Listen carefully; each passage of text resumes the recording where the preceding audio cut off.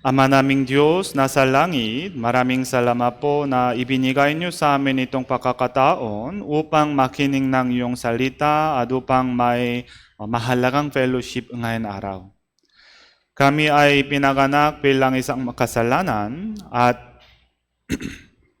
kami ay nararapat papuntang imperno dahil sa aming kasalanan, pero naawa ka sa amin at ibinigay niyo sa amin ang iyong buktong ng anak, si Hesus Kristo. Siya ay dumating sa mundong ito upang iligtas po kami. At sa pagitan ng kanyang banal na dugo at sekripisyo doon sa krus, kami ay naligtas at kami ay nabubuhay bilang isang anak ng Diyos sa harapan po ninyo ngayon. Kaya maraming salamat po.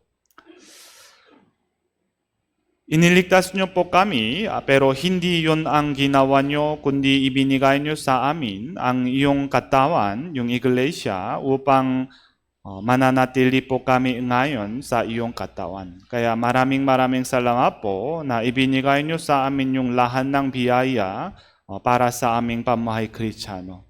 Kaya pakiusap, samahan niyo po kami at tulungan niyo po kami palagi upang isasagawa po namin ang iyong kalooban sa aming buhay. Lalo na may maraming ligaw na kaluluwa sa aming buhay. Ang aming pamilya, kapitbahay, kaibigan, kapatid, hindi nila alam ang iyong biyaya at sila ay pumupunta sa imperno. Kaya pakiusap, bigyan niyo po kami ng kalakasan upang ipahayag po namin yung ebanghelyo sa kanila upang makakaroon po sila ng pagkakataon para makinig ng iyong salita. Alam namin yung ikalawang pagdating ni Yesus Kristo ay sobrang malapit na. Hindi namin alam hanggang kailan na pwede po namin ipahayag mo ang aming ebanghelyo para sa kanila. Kaya pakiusap, bigyan niyo po kami ng kalakasan upang maging masipag para sa ebanghelyo, para mas maraming tao ay maliligtas. At sa susunod na linggo, makakaroon po kami ng yung Grand Bible Seminar para sa mga ligaw na kaluluwa. Kaya pakiusap, gamitin po ninyo ang aming iglesia para mas maraming tao ay maging maligtas. Kahit sa aming buhay, may maraming bagay na kailangan naming gawin at may mga yung importanteng bagay at minsan dahil sa trabaho kahit medyo pagod po kami, pakiusap, tulungan niyo po kami upang paunahin po namin ang aming yung ebanghelyo sa aming buhay upang mas maraming tao ay maligtas at upang i-remind po namin ang iyong pag-ibig sa aming puso sa pagitan ng itong Bible Seminar. At para sa Bible Seminar, kailangan po namin yung kalakasan upang i-invite po namin yung mga maraming ligaw na kaluluwa. Kaya pakiusap, bigyan niyo po kami ng oras at kalakasan at bigyan niyo po kami ng yung karunungan upang ipangaral po namin yung ebanghelyo na may matapang na puso para mas maraming tao ay makakadalo sa aming Grand Bible Seminar. Ngayon, Lord's Day Sermon, mula sa simula hanggang sa katapusan, pakiusap, samahan niyo po kami at umaasa po kami sa iyo lamang, Panginoon, hanggang sa uli. Idinadalangin namin ito sa pangalan ni Yesus Kristo na aming tagapagligtas. Amen. Okay, tingnan po natin ang ating Biblia. Ikalawang Hari, chapter 7. Ikalawang Hari, chapter 7, verse 3. Ikalawang Hari, chapter 7, verse 3.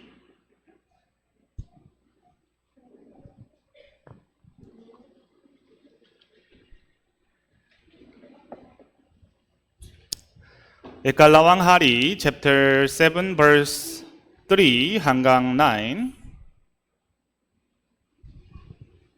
Ikalawang Hari, chapter 7, verse 3 hanggang 9. Okay, babasahin ko po. Verse 3, noon ay meron 4 na ketongin sa pasukan ng pintuhang bayan at kanilang sinabi sa isa't isa, bakit nauupo tayo rito hanggang sa tayo'y mamatay? Kung ating sabihin, pumasok tayo sa lungsod, ang tagutom ay nasa lungsod at mamamatay tayo roon. At kung tayo'y uupo rito, tayo'y mamamatay rin. Kaya't tayo na pumunta tayo sa kampo ng mga taga-Syria. Kung ililigtas nila ang ating buhay, tayo'y mabubuhay. At kung tayo'y papatain nila, talagang tayo'y mamamatay. Verse 5, kaya't sila'y nagsitindig ng magtatakip silim upang pumunta sa kampo ng mga taga-Syria. Ngunit nang sila'y dumating sa hangganan ng kampo ng mga taga-Syria ay walang tao roon. Sapagkat ipinarinig ng Panginoon sa hukbo ng mga taga-Syria ang dagundong ng mga kawahe, ng mga kabayo at ang dagundong ng isang malaking hukbo.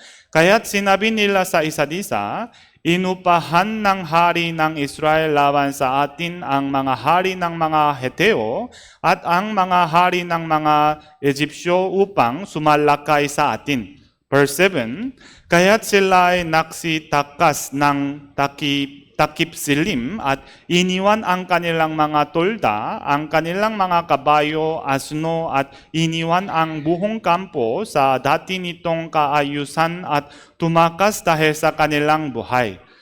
Nang ang mga ketongin nito ay dumating sa gilid ng kampo, sila ay pumasok sa isang tolda, kumain at uminom at nagsikuha ng pila, ginto at bihisan at humayo at itinago ang mga iyon.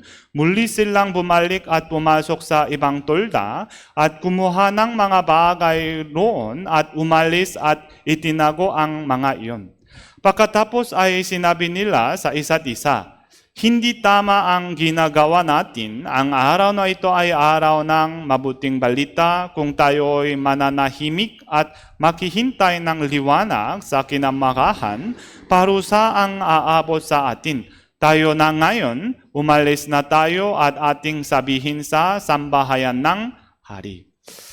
Okay. Verse 9, okay, basahin po natin ng sabay-sabay, isa pang beses. Okay, 3, 2, 1. Pagkatapos ay sinabi nila sa isa't isa, hindi tama ang ginagawa natin. Ang araw na ito ay araw ng mabuting balita.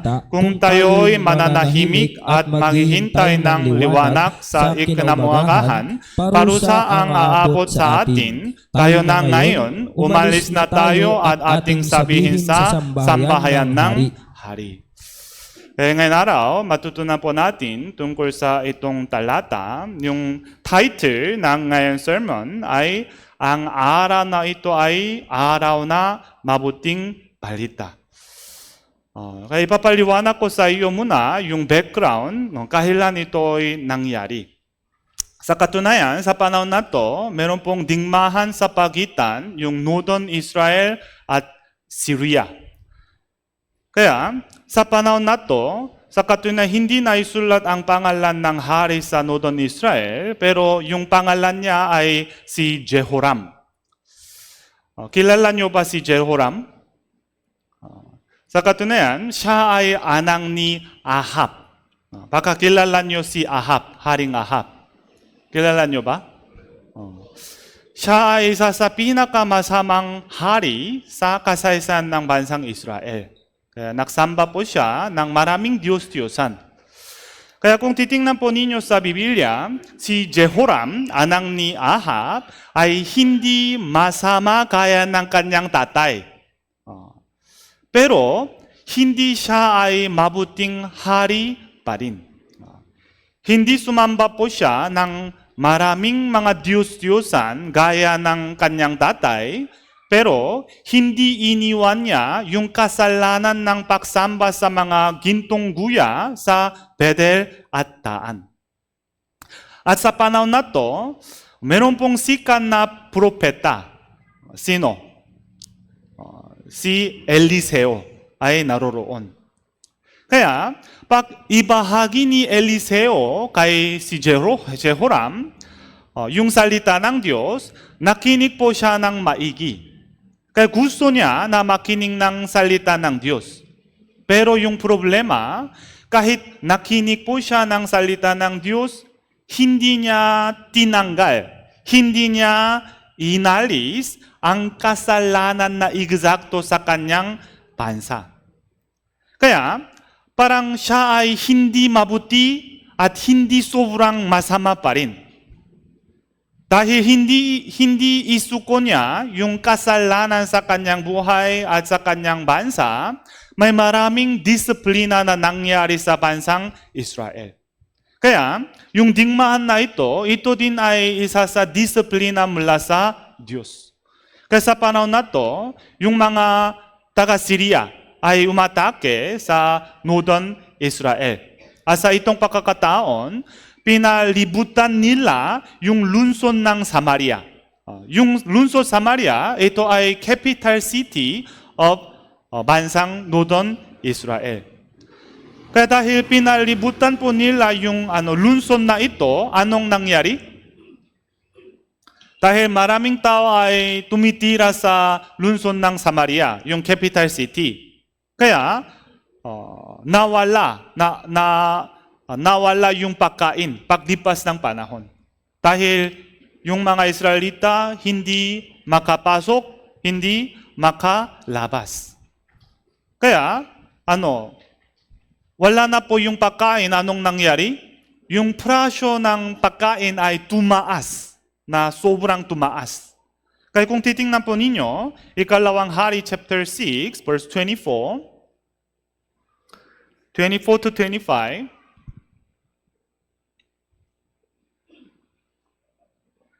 okay. Babasahin ko po. Pagkatapos nito, itinipon ni Ben-Hadad na hari ng Syria ang kanyang buhong hukbo at sila ay umahon at ikinupkop ang Samaria. Kaya walang tao na makapasok at makalabas. Kaya nawala ang pagkain. Verse 25, nagkaroon ng malaking tagutom sa Samaria habang kanilang kinukupkop ito. Hanggang sa ang ulo ng isang asno ay ipinagpili sa halagang 80 sikulo ng pilak. At ang ika-4 na bahagi ng isang takal ng dumi ng kalapati sa halagang 5 sikulo ng pilak. Kaya dahil walang pagkain, ang ulo ng isang asno ay ipinagpili sa halagang 80 sikulo ng piklak. Gusto nyo ba yung ulo ng asno? Naranasan nyo ba? Ulo ng asno? Sa katunayan, sa panahon din po ito, yung pinakamabuting karne ay baka. Pinakamahal. Pero yung asno, ayon po sa Biblia, maduming hayop po ito. Kaya karamihan, ayaw po nila kinain yung asno. At hindi yung karne ng asno, ulo ng asno. Pero magkano? Halagang 80 sikulo ng pilak. 80 sikulo ng pilak. Gaano ka mahal po ito? Isang sikulo ng pilak ay 4 na denaryo. 4 na denaryo. Isang denaryo ay sahod para sa isang araw. Diba? Kaya, 80 sikulo ng pilak, ito ay salary, sahod, para sa 320 days. 320 days ng sahod. Kaya, sobrang mahal. Diba? Sobrang mahal talaga. Kaya yung mga mahirap, hindi pwede kainin kahit yung ulo ng asno. At sabi dito, isang takal ng dumi ng kalapati. Yung dumi ng kalapati ay magkano? Halagang 5 sikulo ng pilak. Kaya 5 sikulo ng pilak, ibig sabihin, 20 days salary. Salary para sa 1 buwan, isang buwan, ay halagang dumi ng kalapati. Kaya, nahirapan po sila talaga. Sobrang mahirap ang kanilang buhay. Kaya, may tragic na bagay na nangyari sa kanila. Kung titingnan po ninyo sa verse 28 and 29, may isang tao na kumain ng kanyang mga anak. Ganyan kahirap ang kanilang buhay. Bakit sila ay nahihirapan? Bakit? Sa katunayan, hindi dahil sa iba, kundi dahil sa kanilang kasalanan. Dahil hindi sila nagsisi, yun ang naranasan po nila. Kahit si Jehoram, hari ng bansang Israel sa panahon na to, gusto po niya na makinig ng salita ng Diyos. Pero ayaw po niya na isuko ang kanyang kasalanan sa kanyang buhay. Kaya yun ay nangyari. Pag nakasala po sila, isinugo ng Diyos si Prophet Eliseo sa kanila, kung gano'n nakinig po sila ng salita ng Diyos, medyo nagsisi po sila, kung gano'n iniligtas ng Diyos sila, at kung naging walang problema, anong nangyari ulit? Nakasala sila ulit. Kaya may problema ulit sa kanya. Yun ay nangyayari sa kanilang buhay ulit-ulit. Kung iniwan po nila ang kanilang kasalanan at kung naglingkod po sila sa Panginoong Diyos na eksakto, siyempre, gaya ng ipinangako ng Diyos sa kanila, nagkaroon po sila ng maraming pagpapala mula sa Diyos. Pero ayaw po nila isuko yung kasalanan, lalo na yung kasalanan ng pagsamba sa mga gintong guya sa Bethel at Daan. Kaya dahil sa kasalanan po nila, ipinahintulot ng Diyos yung ganitong matinding tagutom sa lungsod ng Samaria. Kaya pag nagugutom po sila, anong nangyari? Mula sa mahina at mula sa yung mahirap, maraming tao ay namatay. Kaya kung ganitong kahirapan ay nangyari sa kanilang buhay, ano ang kailangan nilang gawin? Dapat maunahan po nila itong lahat ay mula sa Diyos. At itong lahat ay dahil sa kanilang kasalanan, dapat magsisi po sila. At dapat manalangin po sila. Pero kung titingnan po ninyo sa Biblia, yung anyo, yung ugali ng haring Israel sa panahon na to ay hindi tama. Sinabi niya, itong lahat ay dahil sa Prophet Eliseo. Kaya dahil sa Eliseo, yun ay nangyari. Kaya papatahin kita. Yun ang sinabi ni Haring Jehoram sa panahon na to. Kung titingnan po ninyo, chapter 6, verse 31. Chapter 6, verse 31. Okay, babasahin ko po. At kanyang sinabi, gawing gayon ng Diyos sa akin at lalo na kung ang ulo ni Eliseo na anak ni Shaphat ay mananatili sa kanyang mga balikat sa araw na ito. Kaya akala niya, ito ay dahil kay Eliseo. Sa katunayan, yung pinaka-problema ay siya mismo. Diba? Siya ay haring bansang Israel ngayon. Kaya kung nagsisipo siya talaga, baka ililigtas sila ng Diyos. Pero akala niya, ito ay dahil sa kay Eliseo. Nag-excuse po siya. Sa katunayan, ito ay katanggihan ng mga makasalanan. Nag-i-excuse po sila. Kaya sinubukan niya na isugo ang mga hukbo sa bahay ni Eliseo upang patayin si Eliseo. Pero alam ng Diyos yung lahat ng sitwasyon, hindi hinayahan ng Diyos na mamatay si Eliseo. At upang ipakita, yung lahat ng bagay ay hindi dahil sa Eliseo, kundi dahil sa kanilang kasalanan, nagplano ng Diyos yung kaligtasan para sa kanila. Kaya ipropesya ni Eliseo sa kanila, ililigtas kayo ng Diyos. Kaya yung mga kahirapan ay mawawala mula bukas. Tingnan mo yung kapangyarihan ng Diyos. Yun ay sinabi ni Eliseo. Kaya, kung titingnan po ninyo, chapter 7 verse 1, chapter 7 verse 1,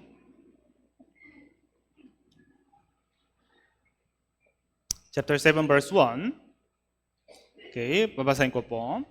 Nung sinabi ni Eliseo, pakinggan ninyo ang salita ng Panginoon, ganito ang sabi ng Panginoon, bukas sa ganitong oras, ang isang takal ng piling harina ay ipinagbibili ng 1 siklo at ang 2 takal ng sebada sa 1 siklo sa pintuyang bayan ng Samaria.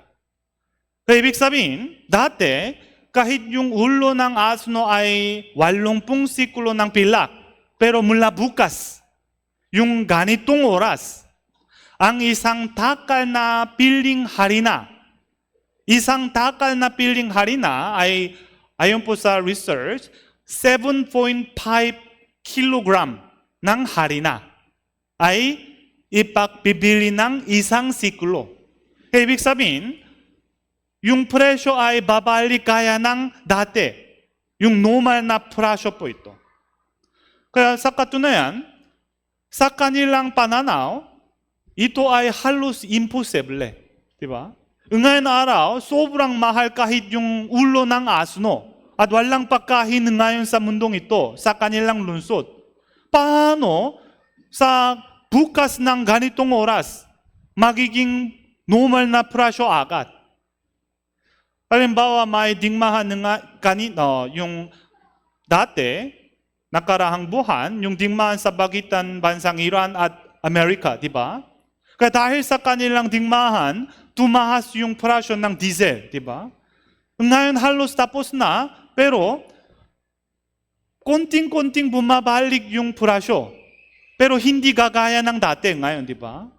Pero sabi niya, bukas ng ganitong oras, magiging normal agad.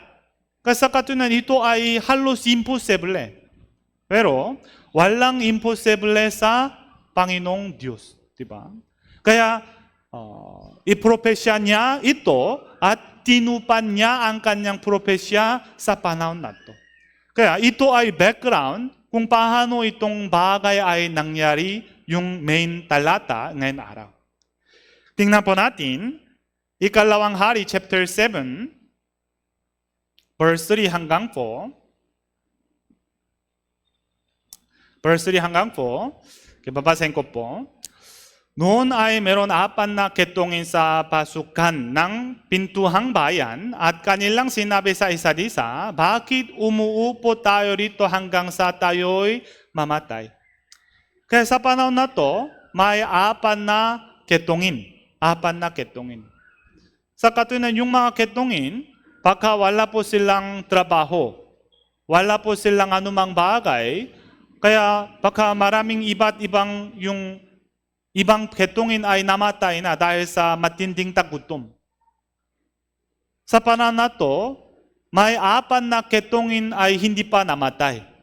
Pero dahil walang pagkain para sa yung normal na tao pa rin, walang pagkain para sa mayamang tao pa rin. Kaya sino ay magbigay sa kanila yung pagkain? Diba? Sila ay parang pulubi. Bigyan mo ako ng pagkain. Pero dahil matindi yung tagutom, kaya walang magbibigay sa kanila yung pagkain. Kaya sabi niya, bakit nauupo tayo rito hanggang sa tayo'y mamatay? Kaya naunawaan po nila na mamamatay po tayo. Mamamatay po tayo. Kaya verse 4, sabi nila, kung ating sabihin, pumasok tayo sa lungsod, ang tagutom ay nasa lungsod at mamamatay tayo roon. At kung tayo ay uupo rito, tayo ay mamamatay rin. Kaya naunahan po nila ang kanilang ang kanilang destiny. Kaya sabi nila, kaya tayo na pumunta tayo sa kampo ng mga taga-Syria, kung ililigtas nila ang ating buhay, tayo ay mabubuhay, at kung tayo ay papatahin nila, talagang tayo ay mamamatay. Yun ay, isip po nila. Kahit umupo po tayo dito, kahit mananatili po tayo sa lungsod na ito, syempre, mamamatay po tayo. Kaya, tumalikod po sila at lumabas po sila. Kaya nagpasya po sila, kung mamamatay po tayo, mamamatay po tayo. Kaya nagpasya po sila at lumabas po sila sa madaling umaga. Kung titingnan po ninyo, verse 5, kaya sila ay nagsitindig ng magtatakip silin upang pumunta sa kampo ng mga taga-Syria, ngunit nang sila ay dumating sa hangganan ng kampo ng taga-Syria ay walang tao roon. Akala po niya na may maraming hukbo ng taga Syria. Kung papatahin nila ako, mamamatay ako. Pero kung ibibigay po nila yung pagkain sa akin, mabubuhay po ako. Yun ay isip po nila. Pero pag dumating po sila sa kampo ng taga Syria, anong nangyari? Walang tao roon, walang tao roon. Bakit walang tao roon? Yun ay nangyari, verse 6, sapagkat ipinarinig ng Panginoon sa hukbo ng mga taga-Syria ang dagundong ng mga kawahe ng mga kabayo at ang dagundong ng isang malaking hukbo. Kaya't sinabi nila sa isa't isa, inupahan ng hari ng Israel laban sa atin ang mga hari ng mga Heteo at ang mga hari ng mga Egyptyo upang sumalakay sa atin. Verse 7, kaya basahin po natin ng sabay-sabay. 3, 2, 1. Kaya sila ay nagsitakas ng takip silim at iniwan ang kanilang mga tolda, ang kanilang mga kabayo, asno at iniwan ang buong kampo sa dati nitong kahayusan at tumatas dahil sa kanilang buhay. Kaya sino ang gumawa? Ang Diyos. Ang Panginoon ang gumawa. Sabi dito, ipinarinig ng Panginoon sa hukbo ng mga taga-Syria ang dagundong ng mga kawahe. Kaya habang natutulog po sila, may tunong ng malaking hukbo na dumarating sa kanila. Kaya nagula po sila. Baka mamamatay po tayong lahat. Kaya iniwan po nila yung lahat ng bagay. Lahat ng pagkain, lahat ng alak, lahat ng asno, baka, at tumakas po sila. Sino ang gumawa? Ang Diyos ang gumawa. Kaya, ipinarinig sa kanila ang dagundong ng mga kawahe ng Panginoon. Kaya, ang Diyos ay ang lumikha ng lahat ng bagay. May kapangyarihan po siya. Kaya gaano kalaki ang kanilang takot. Yun ay nangyari bago dumating yung apat na ketongin na to. Kaya ito ay eksaktong timing. Halimbawa, yung apat na ketongin ay tumakas sa lungsod ng Samaria mas maaga. Baka namatay po sila. Pero sa eksaktong araw, pag tumakas po sila, yung lumalabas po sila mula sa lungsod ng Samaria, sa panahon na to, ipinalinig sa kanila yung malaking tunog. Kaya pag dumating yung apat na ketongin sa kampo ng taga-Samaria, walang tao roon. At nakita po nila, may maraming pagkain sa panahon na to. Tingnan po natin, verse 8.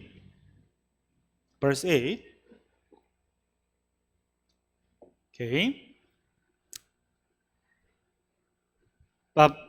Basahin po natin ng sabay-sabay. 3, 2, 1. Nang ang buong mga ketongin ito ay dumating sa gilid ng kampo, sila'y pumasok sa isang tolda, kumain at uminom, at nagsikuha ng pilak, ginto at bisan, at humayo at itinago ang mga iyon. Muli silang bumalik at pumasok sa ibang tolda at kumuha ng mga bagay roon, at umalis at itinago ang mga iyon. Kaya, yung apat na ketongin na ito ay dumating sa gilid ng kampo. At ano ang ginawa po nila? Dahil nagugutom po sila, baka halos 1 week, 1 buwan, walang pagkain na pwede nilang kainin. Kaya, ang ginawa po nila, una, kumain, uminom, at nagsikuha ng pila, ginto, at bihisan, at humayo at itinago ang mga iyon. Kaya, anong sa palagay nyo? Sobrang masaya po sila. Nagula po sila, nag-enjoy po sila ng maraming pagkain. Diba? At itinago po nila yung ginto at pila. Kaya naging mayaman po sila. Kaya nag-enjoy po sila, kumain po sila, uminom po sila. Yun ang unang bagay na ginawa po nila. Siyempre, kung kayo ay ketongin, baka yun ang gagawin po ninyo. Diba? Baka pare-pareho yung mga tao. Pero, pagkatapos, busok na. Itinago niya na yung mga ginto at pilak. Kaya pagkatapos, ano ang kailangan nilang gawin? Tingnan po natin, verse 9. Okay, basahin po natin ng sabay-sabay. 3, 2, 1. Pagkatapos ay sinabi nila sa isa't isa, hindi tama ang ginagawa natin. Ang araw na ito ay araw ng mabuting balita. Kung tayo'y mananahimik at maghihintay ng liwanag sa kinaumagahan, parusa ang aabot sa atin. Tayo na ngayon, umalis na tayo at ating sabihin sa sambahayan ng hari. Kaya pagkatapos na busog na po sila, na inaalala po nila yung mga tao sa lungsod ng Samaria. Baka may family po nila, baka may kapitbahay po nila, baka may anak po nila. May maraming tao ay hanggang ngayon namamatay sa lungsod. Kaya ito ay madaling umaga. Kaya ngayon, walang araw. Pero sa katunayan, dahil yung maraming tao sa yung lungsod ng Samaria ay nagugutom talaga. Kung sobrang gutom po kayo, makatulog po kayo? Hindi makatulog. Lalo na yung Philippine brothers and sisters, kung gutom, hindi makatulog. Bago matulog, kumain, di ba? Kumain. Kaya, dahil nagugutom po sila, baka may mga maraming tao na hindi nakatulog, hindi nakatayo, hindi nakalakad. Sa panahon na to, may mga tao na namamatay. Pero ngayon, sa kampo ng taga-Syria, may maraming pagkain. May maraming karne, may maraming pagkain para sa lahat. Para sa lahat. Kaya, kung alam po nila na may pagkain dito, kung alam po nila na walang taga-Syria dito, baka makatakas po sila mula sa lungsod ng Samaria at dadarating po sila sa lugar na ito at makakain po sila at mabubuhay po sila. Kaya sabi nila, ang araw na ito ay araw ng mabuting balita. Ano po yung mabuting balita? May maraming pagkain dito at walang taga-Syria. Kaya kung pumunta po kayo sa dito, nandito maraming pagkain, mabubuhay po kayo. Ito ay mabuting balita dahil namamatay po sila dahil walang pagkain. Pero sabi nila, tayo'y nananahimik at nakihintay hanggang ngayon. Dahil sa katunayan, bago busog na ang kanilang tiyan, siyempre, yung pinaka-importanteng bagay para sa kanila ay ang kanilang katawan muna, di ba? Kaya kumain po sila muna. Uminom po sila muna. Ay tinago po nila yung ginto at pilak. Wala namang problema. Pero ngayon, busog na. Pagkatapos, natural namang na inaalala po nila yung mga taong namamatay sa lungsod ng Samaria. Saan galing ganitong puso? Saan galing? Galing sa buti. Meron po silang conscience. Sa katunayan, kahit masamang tao sa mundong ito, kahit yung lahat ng tao sa mundong ito ay pinanganak bilang isang makasalanan, meron po silang buti, yung conscience. Kaya alam po nila ano ang tama at ano ang mali. Yung apat na ketungin na ito, sila din ay makasalanan. Dahil sa kanilang kasalanan, naging ketungin po sila. Kahit makasalanan po sila, meron po silang conscience, buti. Alam po nila ano ang tama at ano ang mali. Ito ay ang ibinigay ng Diyos sa kanila. Kahit baka may mga tao sa lungsod ng Samaria, kinamumuhian nila yung mga ketungin. Dahil yung mga ketungin ay madumi. Lumayo kayo mula sa atin. Maduming ketungin po kayo. Lumayo po kayo. Baka may maraming pakhamak at pagmamalihin mula sa iba. Pero, kahit yun ang ginawa po nila, ano po yung importante? Importanteng bagay, silang lahat ay namamatay ngayon. Sila din ay mahalagang tao. Kaya, dahil meron po silang yung conscience, kaya yun ang nag-isip po sila. Sabi po dito, kung tayo'y mananahimik at makihintay ng liwanag sa kinaumagahan, parusa ang aabot sa atin. Kaya, alam po nila yung mabuting balita. At alam po nila na maraming tao ay namamatay sa lungsod ng Samaria. At alam po nila yung lahat ng bagay sa kampo ng taga-Syria, yung pagkain at ginto at pilak, ito ay sa katunayan galing sa Diyos. Hindi dahil nagtrabaho po sila. Hindi dahil mabahit po sila. Ibinigay ng Diyos sa kanila bilang isang biyaya. Ipinarinig ng Diyos sa kanila yung malaking tunog. Kaya tumakas po sila. Yung dahilan kung bakit ginawa ng Diyos yung lahat ng bagay ay hindi para sa yung apat na ketongin lamang, kundi para iligtas yung mga taga-Samaria, yung mga Israelita. Kaya alam po nila, ito ay hindi para sa kanilang sarili, kundi para sa lahat.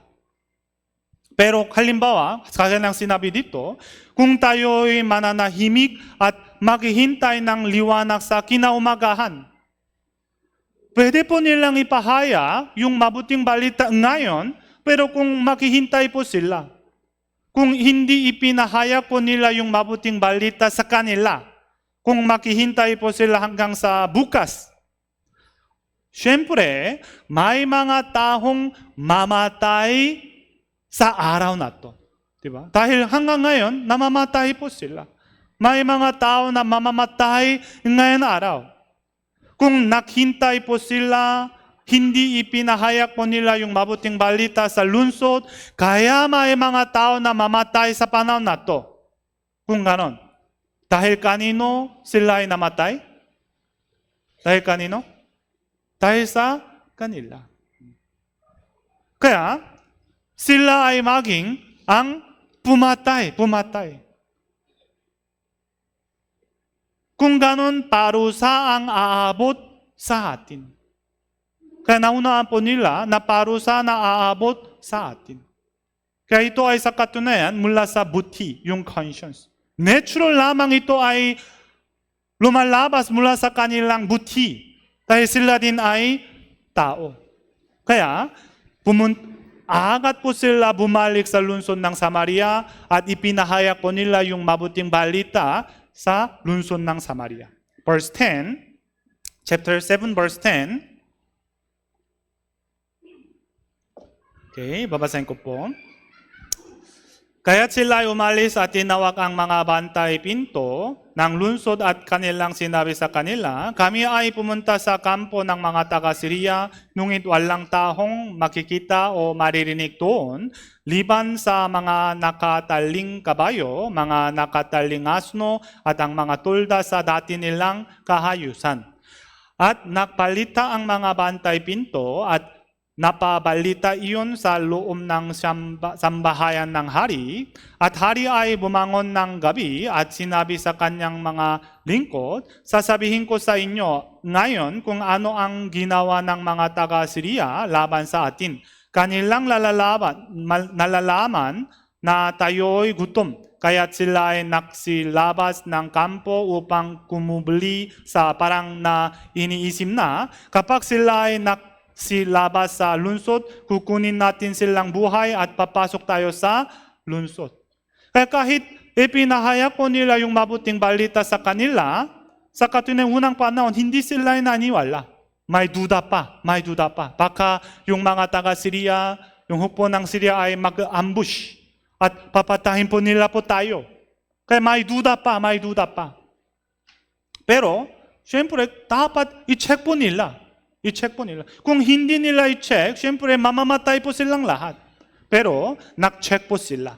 Verse 13, verse 13 to 15, sinabi ng isa sa kanilang mga lingkod, hayaan mong ang ilang tauhan ay kumuha ng 5 sa mga kabayong nalalabi, yamang ang mga nalalabi dito ay magiging gayanin naman ng buong karamihan ng Israel na nanggamatay na tayo'y naksugo at ating tingnan. Verse 14, kaya sila ay naksikuha ng 2 lalaking nakakarahe at sila ay sinuko ng hari upang tingnan ang hukbo ng mga taga-Syria at sinasabi, humayo kayo at tingnan ninyo. Verse 15, kaya't kanilang sinundan sila hanggang sa Jordan, nakakalat sa buong dahan ang mga kasuotan at mga kasangkapan na inihagis ng mga taga-Syria sa kanilang pagmamadali, kaya't ang mga sugo ay bumalik at naksalaysay sa hari. Kaya isinugo po niya yung titik at nakita po ng tiktik, yung bantay, yung lahat ng sitwasyon. At bumalik po sila at nag-report po sila. Kaya nakita po nila yung nakita po nila nakakalat sa buong dahan ng mga kasuotan at mga kasangkapan. Kaya sa panahon na to na naniniwala po silang lahat at lumabas ang mga Israelita at sinamsam nila ang kampo ng mga taga-Syria, taga-Aram. Kaya verse 16, chapter 7 verse 16. Okay, basahin po natin ng sabay-sabay. 3, 2, 1. Pagkatapos, ang taong bayan ay lumabas at sinamsama ng kampo ng mga taga-Syria, kaya't ang isang takal ng mainam na harina ay naipagbili ng 1 siklo, at ang 2 takal ng sibada ay 1 siklo ayon sa salita ng Panginoon. Kaya gaya ng sinabi ng Diyos sa kanila, ang propesya niya ay natupad. Kaya maraming tao sa panahon na to ay namamatay, pero dahil narinig po nila yung mabuting balita at naniwala po sila, kaya sila ay naligtas. Dahil ipinahayag ng 4 na ketungin yung mabuting balita sa kanilang lungsod. Halimbawa, kung ayaw po nila ipahayag yung mabuting balita sa kanilang lungsod, siyempre, maraming tao sa panahon na to ay namatay. Pero, ginawa po nila yung mga bagay na ito ayon po sa kanilang buti, yung conscience. Ginawa po nila yung tamang bagay dahil yun ang sinabi ng buti po nila. Alam po nila ano ang tama. Kung maghihintay po kami hanggang bukas, yung parusa ay aabot sa atin. Kahit yung mga makasalanan, alam po nila ano ang tama at ano ang mali. Kaya maraming tao sa panahon na to ay naligtas. Kaya mula sa yung storya na ito, meron pong lesson para sa mga Kristiyano. Isipin po natin. Sa katunayan, ngayong panahon, yung presyo ng mga bibilhin ay tumaas. Hindi kapareho gaya ng dati. Dahil sa digmahan, magiging mas mahirap ang ating buhay. Tumaas yung presyo ng bigas, kanin, lahat, di ba? Pero pare-pareho naman yung sahod. Yung salary pare-pareho. Kaya magiging mahirap. Yung nakarahang buwan, yung diesel price tumaas hanggang 140. Kaya dahil sa biyaya ng Diyos, baka natapos na yung digmaan, pero hindi natin alam ano ang mangyayari sa hinaharap pa rin. Kung may ibang digmaan, mas mataas yung presyo. At kung titingnan po ninyo sa Apokalipsis, sa huling panahon, sa 7 taon kapigatihan, gaya ng nangyari yung tagutom sa lungsod ng Samaria, yung lahat ng tao sa mundong ito ay mahirapan dahil sobrang mataas yung presyo. Tingnan po natin, Apocalypse chapter 6, verse 6. Apocalypse chapter 6, verse 6.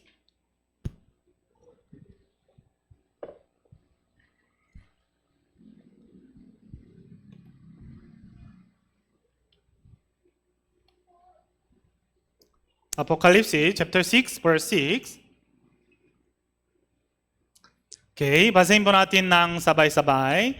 3, 2, 1. At narinig ko ang gaya ng isang tinig sa gitna ng apat na nilalang na buhay na nagsasabi, isang takal na trigo para sa isang denaryo at ang isang denaryo ay 3 takal na sibada, ngunit huwag mong pinsalain ang langis at ang alak. Sabi dito, isang takal na trigo ay 800 gram. 800 gram ng trigo. Makano? Para sa isang denaryo. Ngayon, makano yung bigas? 1 kilo. Minsan kung mura 40, karamihan yung 50, parang ganyan, di ba? Pero 800 gram ng trigo ay isang denaryo. 1 day salary po yun. Kaya, sobrang mahal yung pagkain sa panahon na to. Kaya ganitong bagay ay mangyayari sa hinaharap. Kaya yung mga naranasan po natin ngayon dahil sa digmaan, ito ay tanda at anino lamang. Kaya paglipas ng panahon, hindi magiging madali. Hindi magiging maayos. Dapat natin alaman ang yung buhay sa mundong ito, magiging mahirap, yun ay itinakda ng Diyos.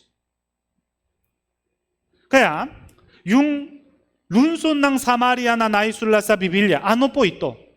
Ito ay lungsod ng kapahamakan. Lahat ng tao sa lungsod na ito ay namamatay. Sa katunayan ito ay tumutukoy yung sanlibutan ito, yung mundong ito ngayon. Pinalibutan po nila yung lungsod ng Samaria. Kagaya nito, pinalibutan ng demonyo yung sanlibutan ito. At magiging walang pagkain. Ano po yung pagkain na ito? Sa katunayan ito ay salita ng Diyos. Magiging mawawala yung pagkakataon na makinig ng salita ng Diyos. Pero sa panahon na to, may 4 na ketongin. 4 na ketongin. Sino po sila? Yung ketongin ay tumutukoy yung mga makasalanan. Yung ketong ay galing sa kasalanan ayon po sa Biblia. Kaya yung 4 na ketongin ay tumutukoy yung makasalanan. Ito ay tumutukoy yung mga hindi pa ligtas. Kaya ito ay tumutukoy buhay dati po ninyo. Tayo din ay kagaya ng 4 na ketongin. Tayo ay pinaganak bilang isang makasalanan. At nakakasala po tayo araw-araw dati. At ang ating pananagutan, ang ating yung destiny ay papuntang impyerno. Kaya yung 4 na ketongin, naunahan po nila, kahit umuupo ako dito, mamamatay ako. Kahit papasok ako sa lungsod, mamamatay ako. Kaya naunahan po nila na walang pag-asa sa lungsod na ito. Kaya nagpasya po sila, tumalikod at lumabas mula sa lungsod na ito. Nagpasya po sila, kung mamatay ako, mamamatay ako. Kaya sa katunayan ito ay tumutukoy yung pagsisi. Tayo din, di ba? Naunahan po nila sa pagitan ng Bible seminar, kung umuupo ako, kung mabubuhay po ako gaya ng dati, mamamatay ako. Mapupunta ako sa impyerno. Kaya tumalikod po tayo. Kaya yung 4 na ketongin ay tumutukoy, yung mga tao na, yung mga buhay dating naligtas. Yung buhay po ninyo bago kayo'y naligtas. Kaya pag tumating po sila sa kampo ng taga-Syria, anong nangyari? Walang tao naroon. Diba? May maraming pagkain, may maraming alak, may maraming ginto at pilak. Ito ay nangyari sa kanila hindi dahil mabahit po sila. Diba? Sila ay ketongin pa rin. Hindi dahil nagtrabaho po sila.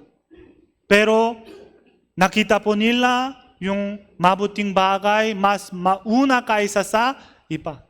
Kaya, yung apat na ketongin, ito ay tumutukoy yung unang nakaalam ng mabuting balitang ito. Kagaya nito, sa katunayan yung mga Kristiyano, tayo rin.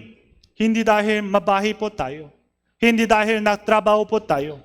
Hindi dahil kayo ay sobrang special lang. Sa pagitan ng biyaya ng Diyos, nakinig po kayo ng salita ng Diyos mas mauna kaysa sa iba. Sa pagitan ng invitation ng mga brothers and sisters. Kaya kapag nakinig po kayo ng mabuting balita na ito, naunawaan po ninyo na ito ay sobrang mahalaga. Naunawaan po ninyo na may maraming masarap na pagkain. Kaya, isipin po ninyo sa araw na naligtas po kayo. Yun ay araw ng tunay na kasiyahan. Nagalak po kayo. Ako'y naligtas. Kaya, gaya ng yung ginawa ng mga ketongin, ang ginawa po nila ay kumain at uminom. At itinago po nila yung pilak at ginto. Yun ay mauna. Kaya pagkatapos na naligtas po kayo, ano ang ginawa po ninyo?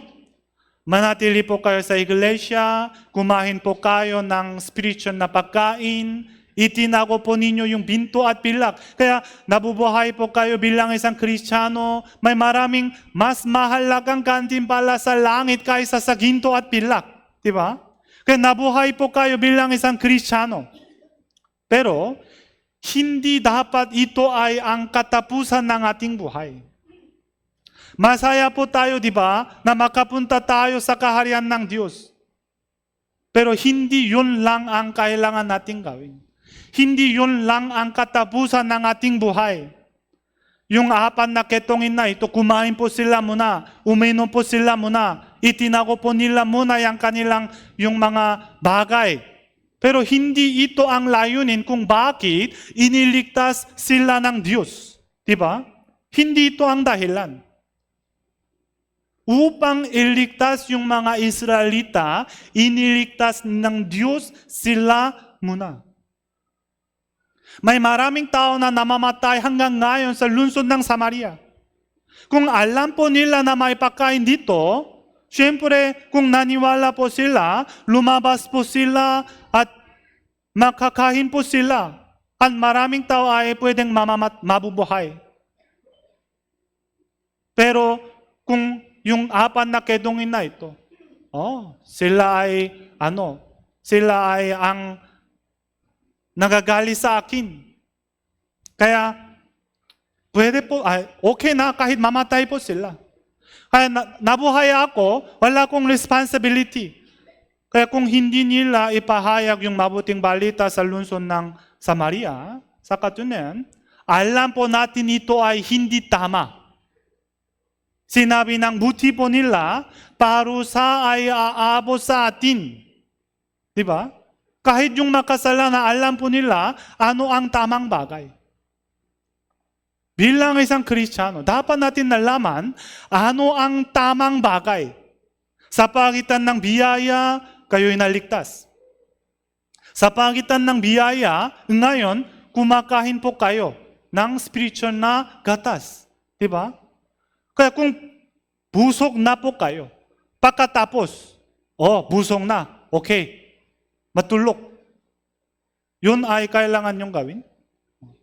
Pag pusong na po kayo, meron pong mga bagay na kailangan natin gawin. Alam po natin sa pagitan ng ating conscience, ano ang tama. Tingnan po natin, Kawikahan chapter 24.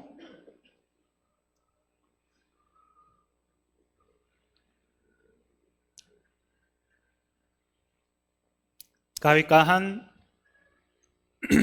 chapter 24, verse 11, Kawikahan, chapter 24, verse 11. Okay, basahin po natin ng sabay-sabay. 3, 2, 1. Iligtas mo silang dinadala sa kamatayan, pigilan mo silang natitisod patungo sa katayan. Kaya ito ay tama, di ba? Iligtas mo silang dinadala sa kamatayan. Alam natin ito ay tama. Halimbawa, habang lumalakad po kayo, nakita po ninyo yung isang tao na namamatay. Ano ang kailangan nyong gawin? Medyo busy po ako. Medyo pagod po ako.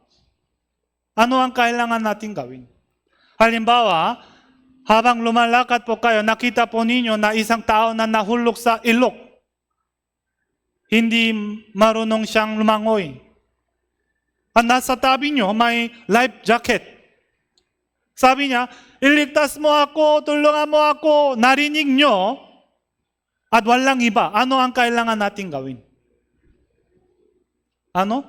Dapat itapon po natin yung life jacket sa kanya. Hawakan mo ito, hawakan. Pero kung balewalahin po ninyo yung salita niya, medyo busy po ako. Medyo pagod po ako. Hindi yun ang buhay ko. Hindi yun ang aking responsibility. Kaya, naghintay po kayo. Okay. At dumadahan lang po kayo. Kaya, pagkatapos, namatay po siya. Kung ganon. Sino ang pumatay sa kanya? Sino? Yung hindi natulog. Diba? Verse 2.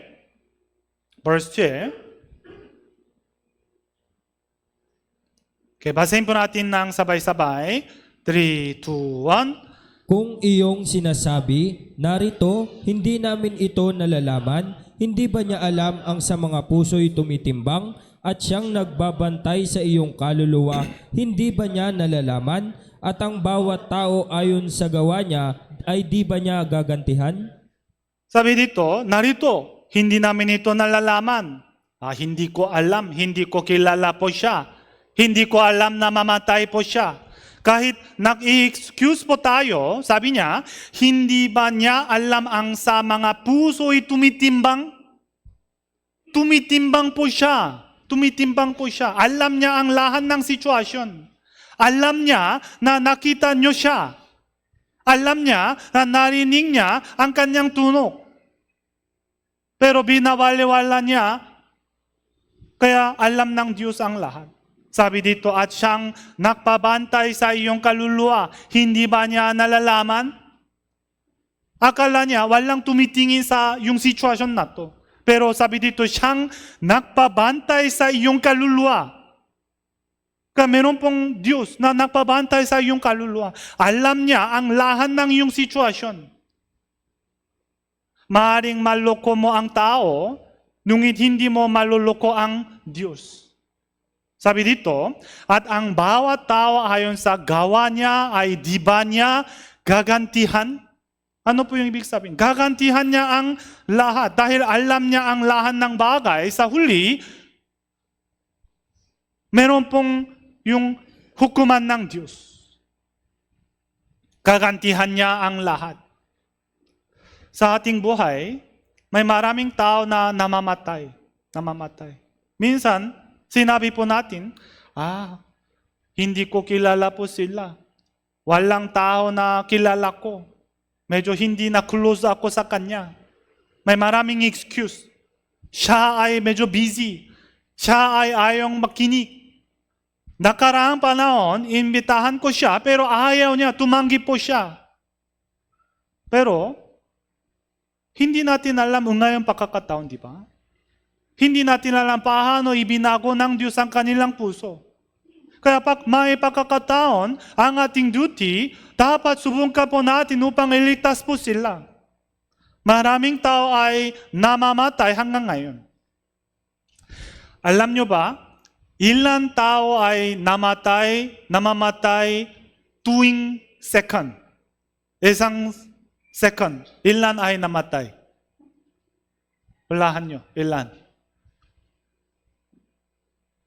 Tuwing second, dalawa ay namatay. Dalawa. Kaya ngayon, dalawa ay namatay na. Tuwing oras, ilan ay namatay? halos 7,000 katao ay namatay. Tuwing araw, ilan ay namatay? 170 to 80 tao ay namatay. Siyempre, kamatayan ay darating sa lahat. Kaya ng sinasabi sa Biblia, yamang itinakta sa mga tao na mamatay na minsan. Diba?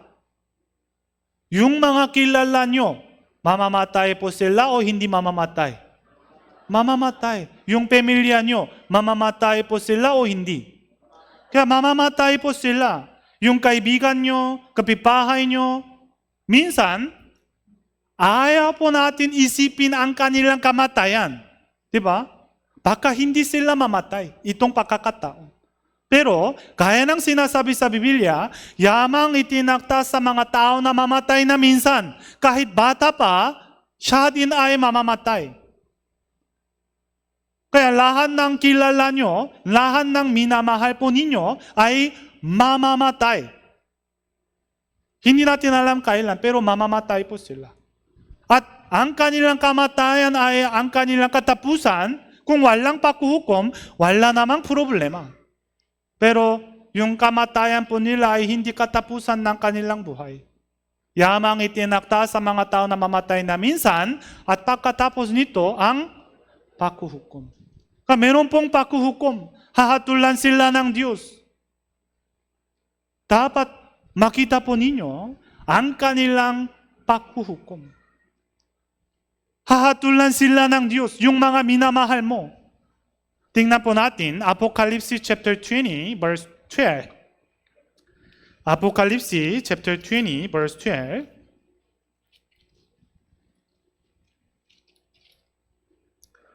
Apocalypse chapter 20, verse 12.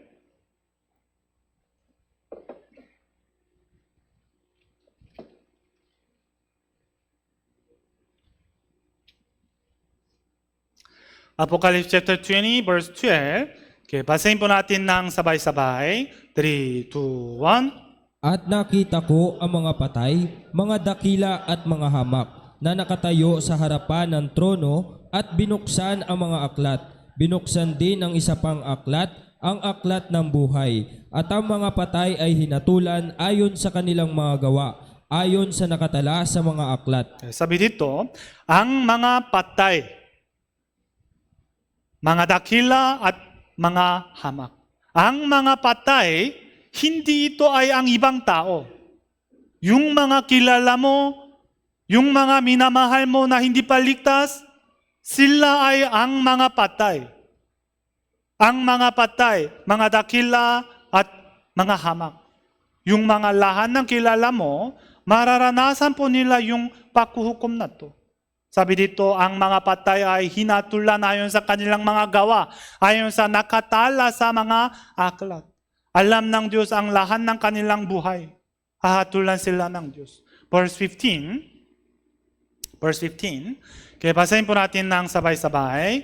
3, 2, 1. At ang sinumang hindi natagpuang nakasulat sa aklat ng buhay ay itinapon sa lawa ng apoy. Ang sinumang hindi natakbuhan nakasula sa aklan ng buhay.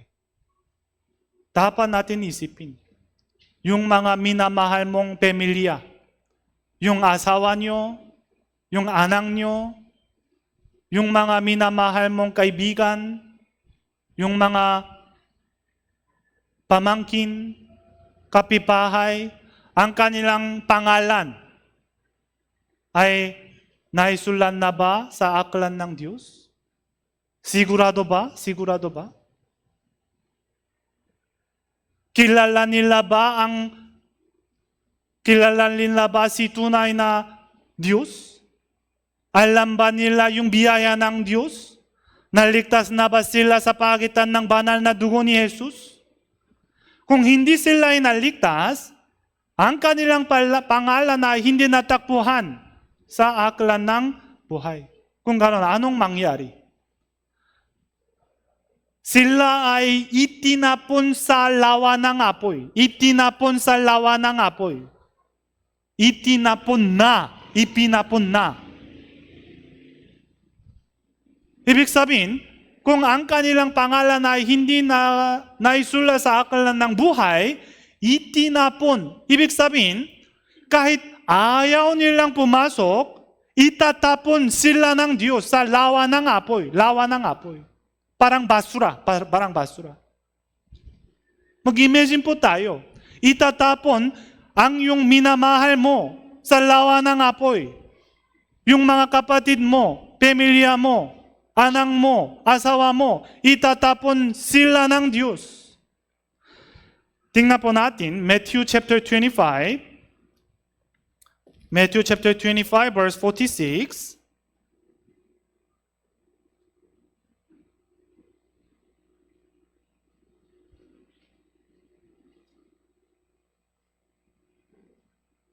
Matthew chapter 25 verse 46. Okay, basahin po natin ng sabay-sabay. 3, 2, 1. At ang mga ito'y mapupunta sa walang hanggang kaparusahan, ngunit ang mga matuwid ay sa buhay na walang hanggan. Kaya, yung importanteng punto sa talata na ito ay walang hanggang kaparusahan o buhay na walang hanggan. Dalawang destination lamang, walang sakit. Alam po natin walang purgatory, di ba? Dalawa lang, walang hanggang kaparusahan o buhay na walang hanggan. Kaya kahit itatapon sila ng Diyos sa lawa ng apoy, kung may isa pang pagkakataon para sa kanila, hindi ito ang seryosong problema. Pero sabi po sa Biblia na eksakto, walang hanggang kaparusahan. Totoo ba ito? Totoo ba? Totoo ba? Totoo. Naniniwala po ba kayo na ito ay mangyayari? Yun ay mangyayari. Hindi ito ay legend. Hindi ito ay mythological story. 1/3 ng Biblia ay prophecy at 80% ng prophecy ay natupad na at ngayon natutupad. Yung iba pa rin. Yung 20% na hindi pa natupad ay matutupad na eksakto. Ang Diyos ay hindi gaya ng tao. Hindi siya ay nagsisinungaling. Kung sinabi niya, ito ay mangyayari na eksakto. Tingnan po natin, Isaiah chapter 14, verse 24. Isaiah chapter 14, verse 24. Isaiah chapter 14, verse 24.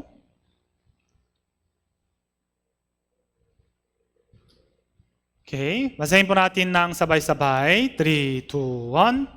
Ang Panginoon ng mga hukbo ay sumumpa. Gaya ng aking binalak, gayon ang mangyayari. At gaya ng aking pinanukala, gayon ang mananatili. Sa pagitan nito, madaling malaman po natin, ang sinabi niya at yung plano niya ay hindi na ito maaaring kanselahin. Ito ay natupad at natutupad at matutupad. Walang kasinungalingan sa Biblia. Lahat ay natupad na. Sinabi ng iba, God is love. Ang Diyos ay pag-ibig.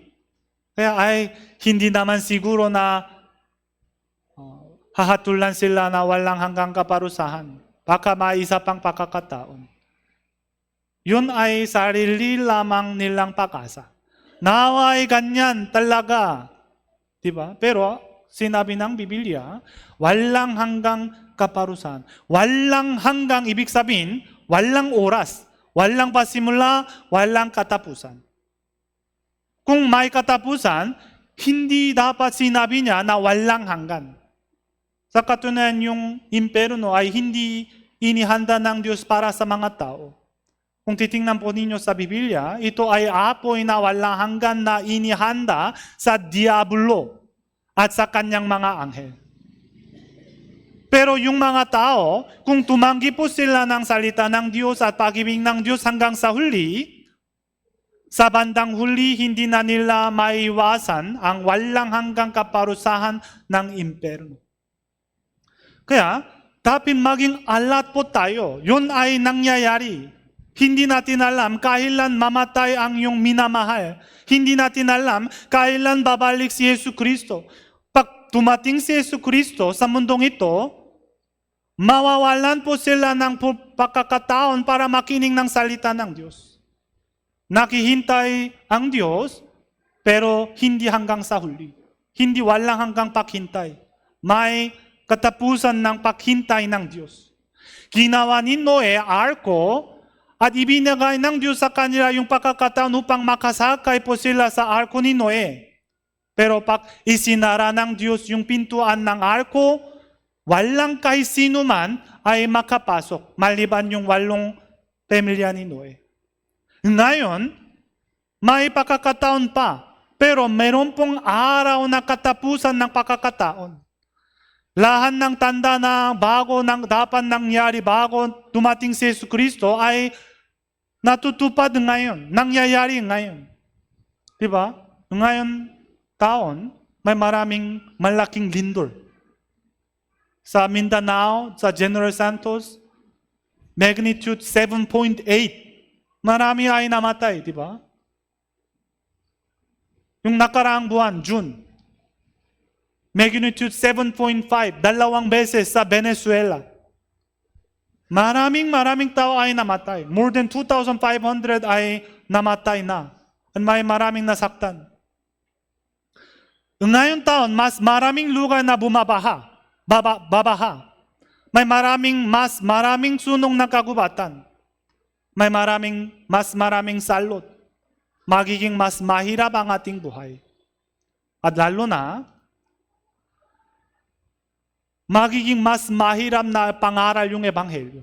Hindi gaya ng dati. Dati, sa Philippines, pag may Bible seminar, maraming tao ay gustong dumalo at makinig ng salita ng Diyos. Pero ngayon, medyo magiging mahina po sila. Minsan ayaw po nila. Magiging mas masama. At ipropesya ng Diyos sa atin, may araw ng tagutom ng salita ng Diyos. Tingnan po natin, Amos chapter 8, verse 11 to 12. Amos chapter 8, verse 11 hanggang 12.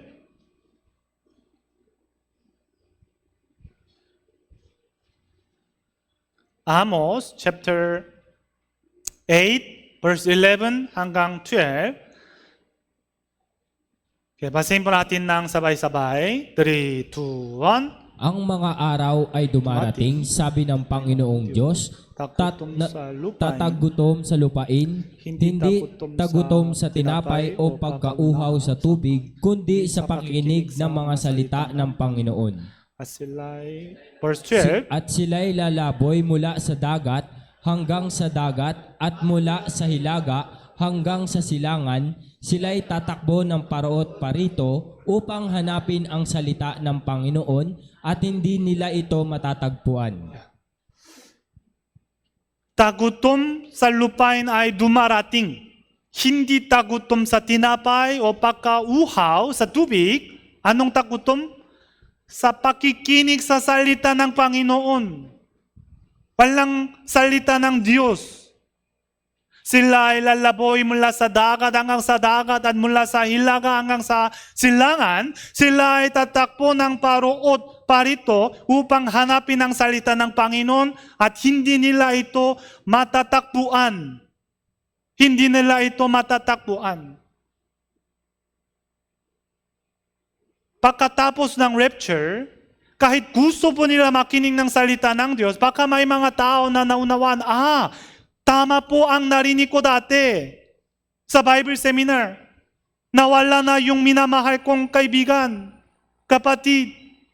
Kaya gusto kong makinig, Panginoon. Pero kahit tumakbo po sila mula sa hilaga hanggang sa silangan, sila ay tatakbo ng paruot parito upang hanapin ang salita ng Panginoon, hindi nila ito matatakbuhan. Diba? Huli na ang lahat. Huli na. Pero ngayon, may pagkakataon pa. Diba, may Bible seminar. Susunod na linggo. May pagkakataon pa. Hindi natin alam kailan ay huling Bible Seminar. Pagkatapos ang lahat, malalaman po natin ano po yung huling Bible Seminar, pero ngayon, hindi natin alam kailan ay ang ating huling pagkakataon para sa aking minamahal kong anak, minamahal kong magulang, minamahal kong pamilya, kapatid. Narinig po natin yung mabuting balita muna. Nakita po natin at kumain na po tayo. Ibinibigay ng Diyos sa iyo, masarap na pagkain tuwing linggo, tuwing Wednesday. Kaya kumain na po kayo, pusong na po kayo. Kung ganon, ano ang kailangan natin gawin? Hindi dapat maghintay. Dapat ipahayag po natin ang salita ng Diyos sa kanila.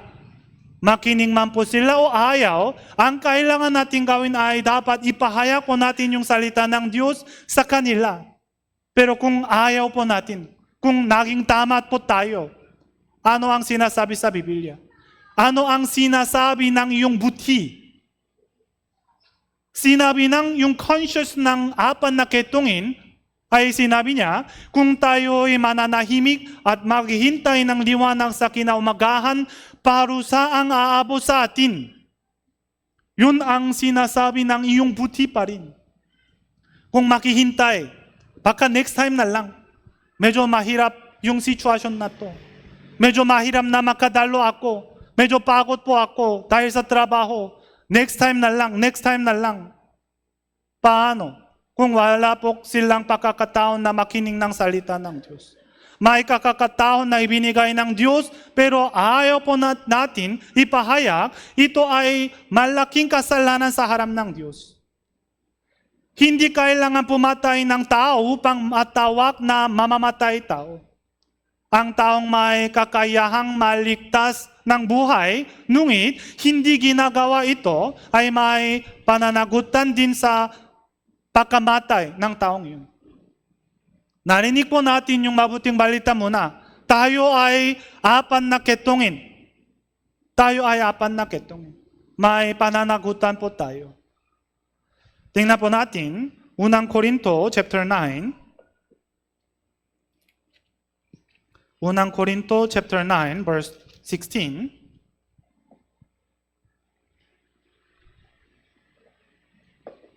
Unang Korinto chapter 9 verse 16.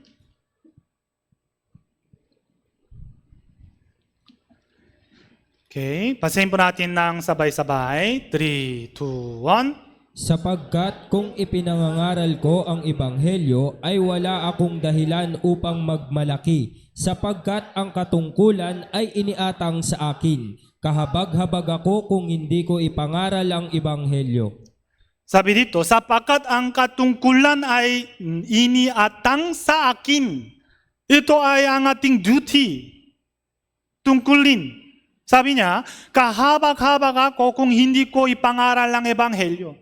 Akala ng iba, yung evangelism ay para sa gantimpala lang. Kaya ngayon, medyo pagod po ako. Hindi kailangan ko yung gantimpala. Baka next time na lang. Pero sa katunayan, siyempre kung ipangaral mo yung ebanghelyo, may gantimpala sa langit, pero hindi yun ang dahilan kung bakit ipangaral po natin yung ebanghelyo. Ano po yung main reason kung bakit dapat ipahayag po natin yung ebanghelyo? Dahil ito ay tama. Bilang isang tao, dahil alam po natin na ano ang mangyayari sa kanila, dapat ipahayag po natin. Dapat binuksan po natin ang ating bibig. Ang kanilang walang hanggang buhay ay nakadepende sa ating bibig. Kung ibinuka po ninyo ang iyong bibig at kung mag-invite po kayo, makakaroon po sila ng pagkakataon na makinig ng salita ng Diyos. Ang kanilang walang hanggang kapalaran ay mabago mula sa walang hanggang imperno patungo sa walang hanggang langit. Pero kung hindi natin ipangaral, mawawalan po sila ng pagkakataon. Kaya nasa depende sa atin. Ibinigay ng Diyos, ipinakaluhom ng Diyos sa atin yung susi ng kaharian ng Diyos. Tingnan po natin, Matthew chapter 16. Matthew chapter 16 verse 19. Matthew chapter 16 verse 19.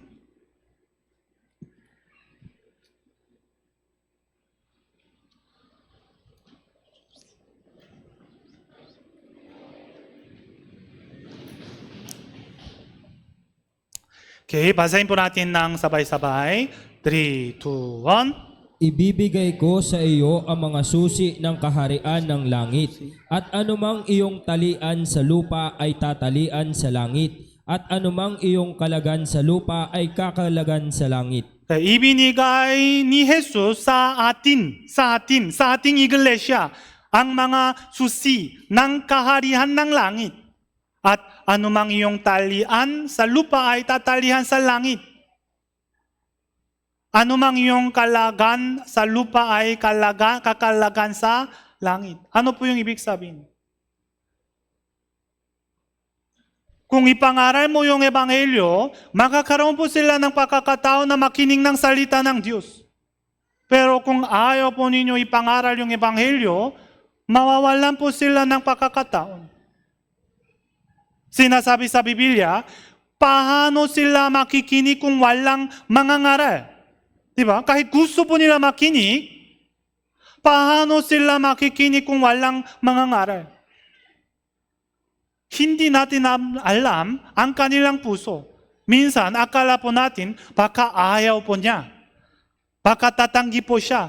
Nakaraang Bible seminar, matigas yung ulo po siya. Kaya ayaw niyang makinig. Pare-pareho itong pagkakataon. Kaya medyo next time na lang. Pero hindi natin alam ang kanilang puso. Paano ibinago niya ang kanilang puso? Hindi natin alam. Kaya tuwing Bible seminar, may pananagutan po natin. Dapat ipahayag po natin yung ebanghelyo sa kanila. Tingnan mo ang katotohanan at mabuhay po kayo. Ibinigay niya sa atin yung key of salvation. Halimbawa, may isang bahay na nasusunog. May maraming tao ay tumitira sa yung bahay na to. Pero yung pintuan upang makalabas ay nasara. Kailangan key for open. At nasaan yung key? Nasa iyo, halimbawa. Maraming tao ay gustong lumabas, pero walang key, walang susi. Kaya, namamatay po sila kung ano ang kailangan natin gawin. Dapat agad pumunta, dapat agad bubuksan po natin yung pintuhan na to upang makatakas po silang lahat. Diba? Pero, halimbawa, medyo pagod po ako. Hanggang kahapon nagtrabaho po ako, kaya next time na lang. Kung gano'n, anong mangyari? Mamamatay po silang lahat. Yung responsibility ay nasa may key of salvation. Kaya yun ang dahilan sinabi ni Apostle Pablo, kahabag-habag ako kung hindi ko ipangaral ang ebanghelyo. Meron po tayong yung responsibility.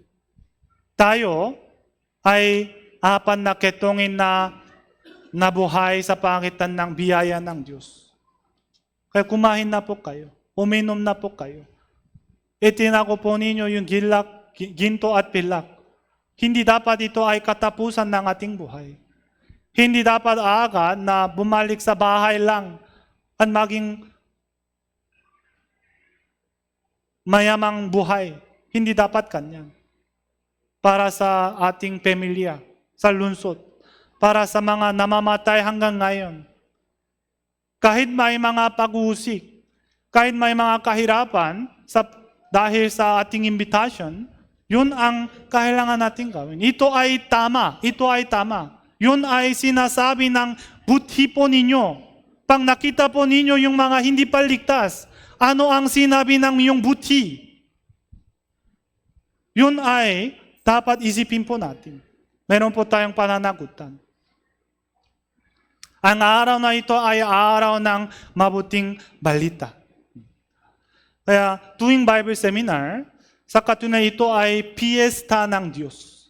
Ito ay pagkakataon upang maging maligtas. Dapat ang iyong pamilya, dapat ang iyong kaibigan at kapatid, dapat iyong kapipahay, sa pagitan ng itong Bible seminar, dapat makinig po sila ng salita ng Diyos. Sa katunayan, kung makinig po sila o ayaw, ito ay nasa kanila, di ba? Kahit nag-invite po kayo, may mga maraming tao na tumanggi. Kaya, kung ayaw nilang makinig at hindi makadalo sa Bible seminar, at mamatay po sila at pupunta sa impyerno, yung responsibility ay sa kanila. Di ba? Pero, sa kabilang banda, kung ayaw po ninyong ipangaral yung ebanghelyo sa kanila, kaya, hindi sila makaroon ng pagkakataon na makinig ng salita ng Diyos at yun po ang dahilan na mamatay po sila at pupunta po sila sa impyerno. Kaya nang sinasabi sa Biblia, ang Diyos ay tumitimbang. Alam ng Diyos yung lahat ng sitwasyon. Makakalculate po siya ng lahat ng bagay. Ang kanilang dugo ay sa iyong responsibility. Kaya itong pagkakataon, baka may mga taong nasa iyong isip. Itong pagkakataon, dapat ipangaral ko yung ebanghelyo. Dapat mag-invite po ako. Buksan nyo ang iyong bibig. Buksan nyo ang iyong bibig. Yun ay yung duty. Yun ay tama. Kung hindi bubuksan nyo, ito ay mali. Yun ay kasalanan. Kasalanan sa harap ng Diyos. At isa pang bagay, tuwing Grand Bible Seminar, minsan akala po natin ito ay para sa newcomer. Pero sa katunayan, ito ay para sa iyong sarili pa rin. Ito ay para sa lahat. Kahit walang newcomer sa iyo, dapat dumalo po kayo. Ibinigay ng Diyos sa iglesia yung key of salvation. Sa iglesia po yun. Iglesia. Kaya sa pagitan ng Castellus Church, kung bubuksan ng Diyos ang kanilang puso, maliligtas po sila. Kaya, una sa lahat, dapat dumalo po kayong lahat. Walang exception. Walang exception. Lahat ay dapat dumalo. At dapat makinig po kayo ng salita ng Diyos. Yun ay paraan upang iligtas ang iyong minamahal. Pero kung ayaw niyong makinig, paano sila makinig kung walang mangangaral sa kanilang pamilya? Paano tayo maging mangangaral kung hindi tayo makinig ng salita ng Diyos? Kung hindi nyo alam yung mga nilalaman sa Bible Seminar, paano i-convince po ninyo sila? Diba? Kaya dapat makinig po kayo muna. At dapat may iisang puso para sa pananalangin. Kung maging iisang puso po kayo, kikilos ang banal na espiritu sa iyo. At may mga tao na maliligtas. Kaya dapat tandaan po natin, yung key ay nasa atin. Nasa ating responsibility. Kaya ngayong araw, matutunan po natin yung importanteng lesson tungkol sa yung mabuting balita. Kaya ito ay isa pang pagkakataon para sa iyo pa rin. Kaya sana, sa pagitan ng susunod na Bible Seminar, mas maraming tao ay maligtas sa pagitan ng iyong sakripisyo. Okay, manalangin po tayo. Ama naming Diyos, nasa langit, maraming salamat po na ibinigay niyo sa amin itong pagkakataon upang makinig ng iyong salita. Sa pagitan ng iyong biyaya, kami ay naligtas at sa pagitan ng iyong pag-ibig, nabubuhay po kami.